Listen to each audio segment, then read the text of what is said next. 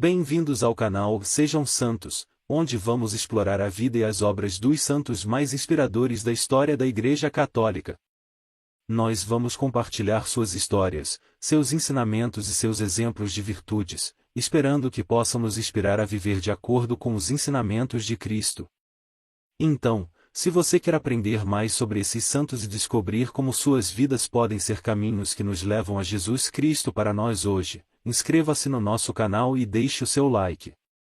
Inscreva-se hoje mesmo, divulgue nosso canal a seus amigos e comunidades e nos ajude o nosso canal para que possamos alcançar mais pessoas na divulgação a conhecer mais a vida dos santos, onde a santidade é uma jornada diária. Faça parte dessa comunidade de busca pela santidade.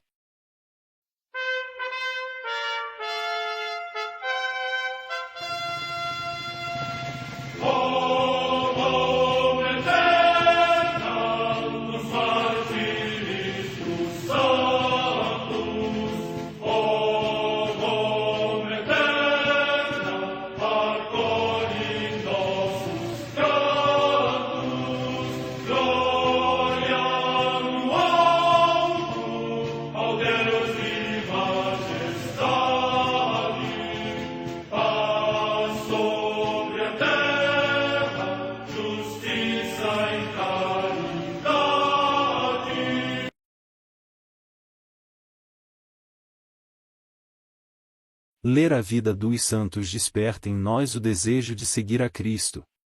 Através de suas vidas podemos aprender as virtudes, a sabedoria e o amor de Deus. Cada santo nos oferece um modelo de vida a ser imitado, como diz São Paulo na carta aos Hebreus, capítulo 12, versículo 1. Estamos rodeados por uma nuvem de testemunhas. A Igreja foi fundada por nosso Senhor Jesus Cristo não apenas como uma instituição, mas uma autêntica família. Os santos mártires, confessores, doutores, as virgens, os santos pastores e todos os demais santos são realmente nossos irmãos que nos precederam no caminho da fé e já estão no céu, para onde também iremos nós, pela graça de Deus. Portanto, sede santos, assim como vosso Pai Celeste é santo. Mateus capítulo 5, versículo 48. Hoje, dia 21 de maio, celebra a Igreja a vida desse grande santo, São Carlos José Eugênio de Mazenod.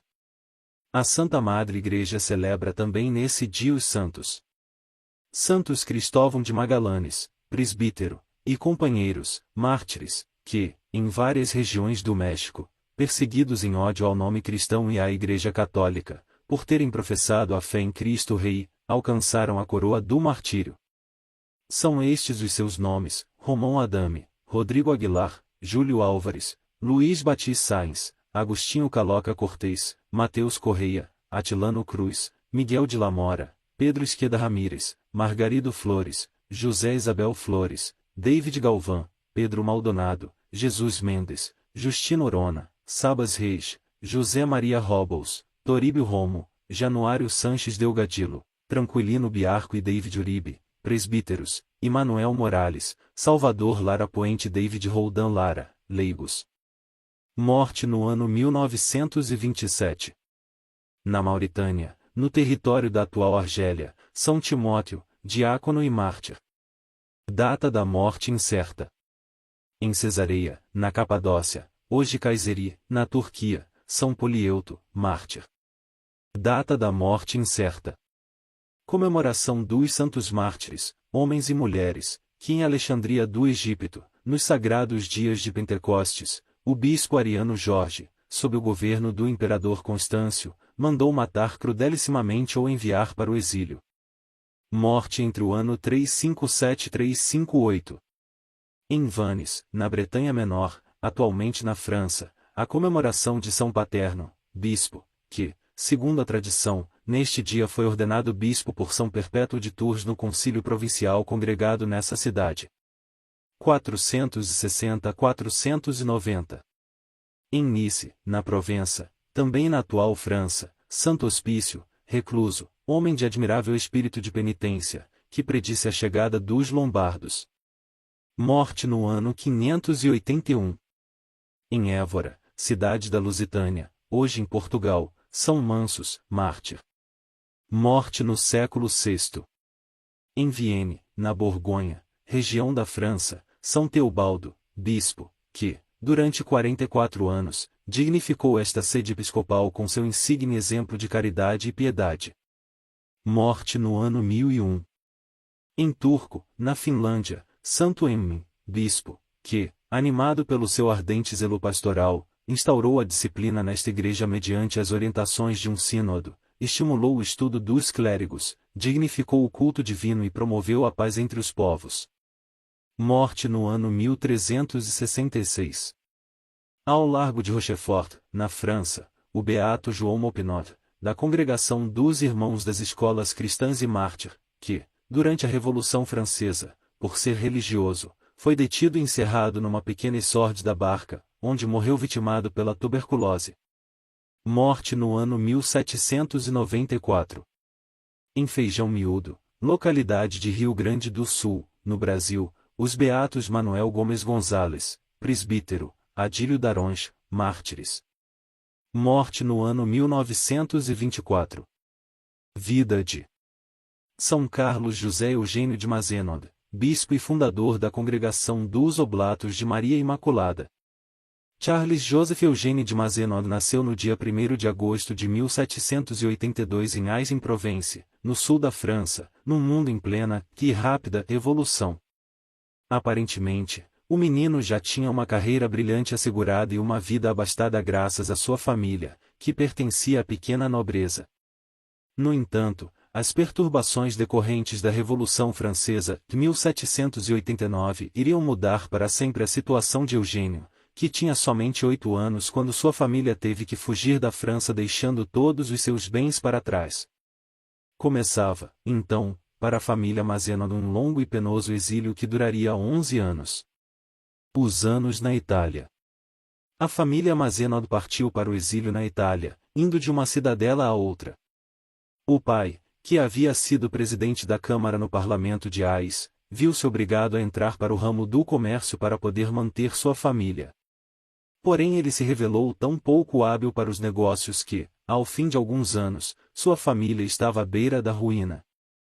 Eugênio estudou algum tempo no Colégio dos Nobres, em Turim, mas a necessidade de partir rumo a Veneza marcaria, para ele, o fim de uma frequência escolar regular. Um sacerdote local, Dom Bartolo Zinelli, que era próximo à família Mazenod, decidiu ajudar na formação do jovem francês.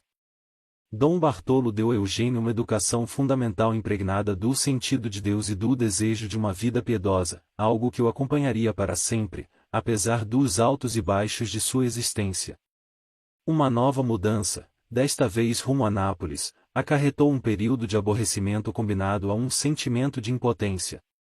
A família mudou-se novamente, desta vez para Palermo onde, graças à bondade do duque e da duquesa Canizaro, Eugênio pôde experimentar, pela primeira vez depois de muito tempo, da nobreza que ele achava tão agradável. Ele recebeu o título de Conde de Mazenod, iniciou-se nos hábitos do tribunal e pôs-se a sonhar com um futuro brilhante. O retorno à França ou o sacerdócio. Em 1802, aos 20 anos de idade, Eugênio pôde retornar ao seu país natal. Todos os seus sonhos e ilusões rapidamente se desfizeram. Na França, ele não passava de cidadão Mazenod. Aquele país havia mudado demais. Seus pais haviam se separado. Sua mãe tentava recuperar o patrimônio familiar e se ocupava em tentar casar Eugênio com uma herdeira mais rica. O jovem tornou-se pessimista face ao futuro que se lhe apresentava.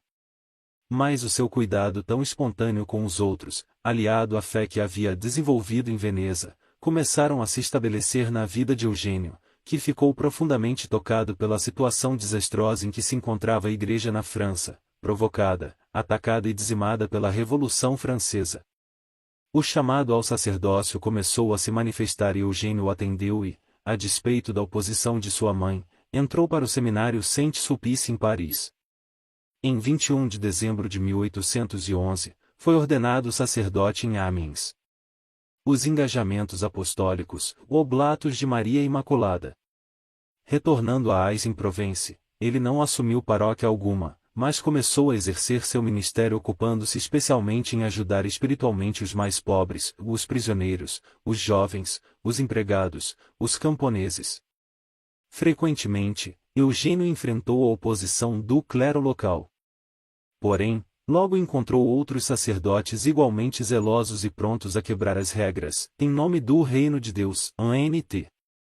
Eugênio e seus companheiros pregavam em provençal, a linguagem corrente dos seus interlocutores, e não em francês, que era a língua das pessoas instruídas. Eles iam de aldeia em aldeia ensinando aos aldeões e passando horas e horas nos confessionários. Entre essas missões paroquiais, o grupo se reencontrava para uma intensa vida comunitária de oração, estudo e de vivência da fraternidade.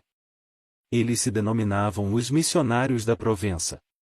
Para assegurar a continuidade da obra, Eugênio tomou uma importante decisão e foi até ao Papa e pediu-lhe autorização para que seu grupo fosse reconhecido como congregação de direito pontifício.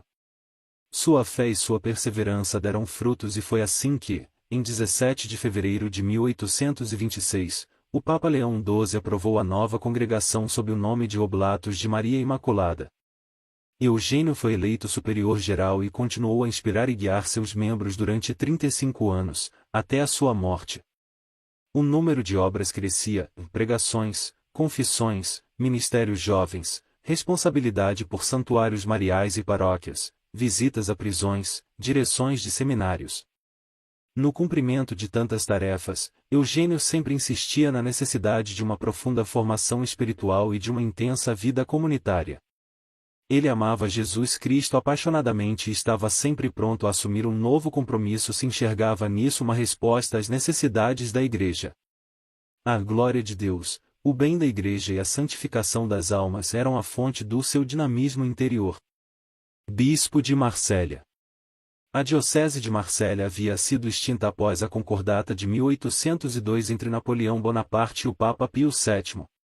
Ao ser restabelecida, o tio de Eugênio, Cônego Fortunato de Mazenod, foi então nomeado para ser o bispo responsável por aquela região. Logo depois, o novo bispo empossou Eugênio como vigário-geral, e foi assim que o imenso canteiro de obras da reconstrução da diocese acabou ficando sob sua responsabilidade.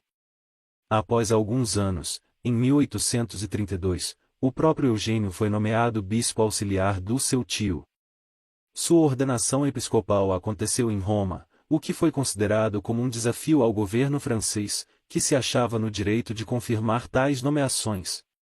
Seguiu-se uma acirrada batalha diplomática, estando Eugênio no centro de acusações, incompreensões, ameaças e recriminações.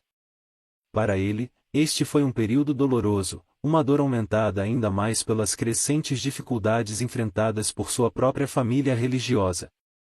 Todavia, Eugênio manteve-se firme no rumo certo e, finalmente, as coisas se acalmaram. 5 anos mais tarde, quando seu tio se aposentou, ele foi nomeado bispo de Marsella. Um coração do tamanho do mundo.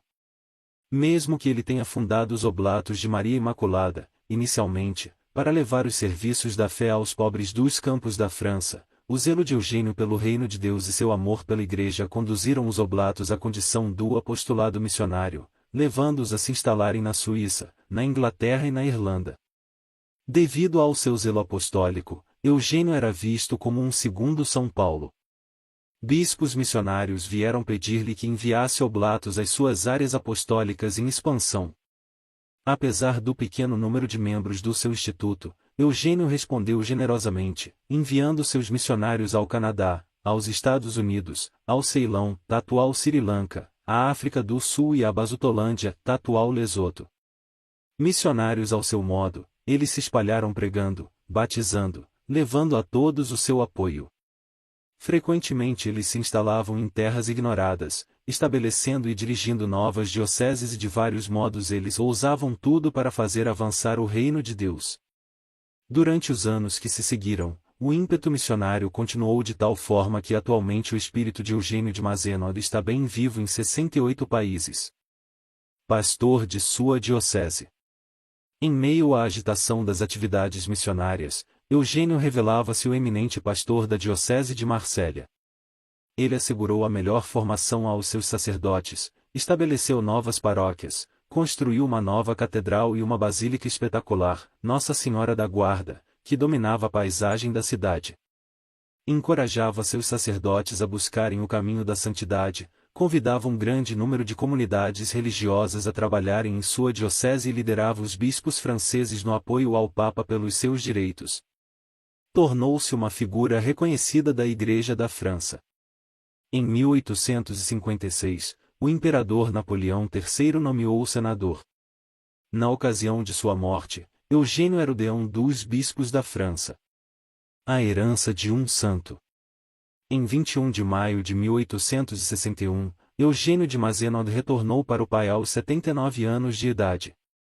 Assim terminava uma vida riquíssima em realizações, muitas das quais haviam sido conquistadas à base de muito sofrimento. Para sua família religiosa e sua diocese, ele havia sido ao mesmo tempo ponto de apoio e inspiração, para Deus e a Igreja, um filho fiel e generoso. No momento de sua morte, Eugênio deixou uma última recomendação e entre vós, praticai bem a caridade. A caridade no mundo, o zelo pela salvação das almas. A Igreja, declarando o santo em 03 de dezembro de 1995, destaca estes dois aspectos de sua vida, o amor e o zelo. Sua vida e obra permanecem para sempre uma abertura ao mistério do próprio Deus. Este é o maior dom que Eugênio de Mazenod, oblato de Maria Imaculada, pode nos oferecer. Oremos. Ó Deus, que na tua misericórdia, quiseste enriquecer o santo bispo Eugênio de Mazenod grandes virtudes apostólicas para anunciar o Evangelho às gentes, concede-nos, por sua intercessão, de arder no mesmo espírito e de tender unicamente ao serviço da Igreja e à salvação das almas. Por nosso Senhor Jesus Cristo, vosso Filho, na unidade do Espírito Santo. Amém.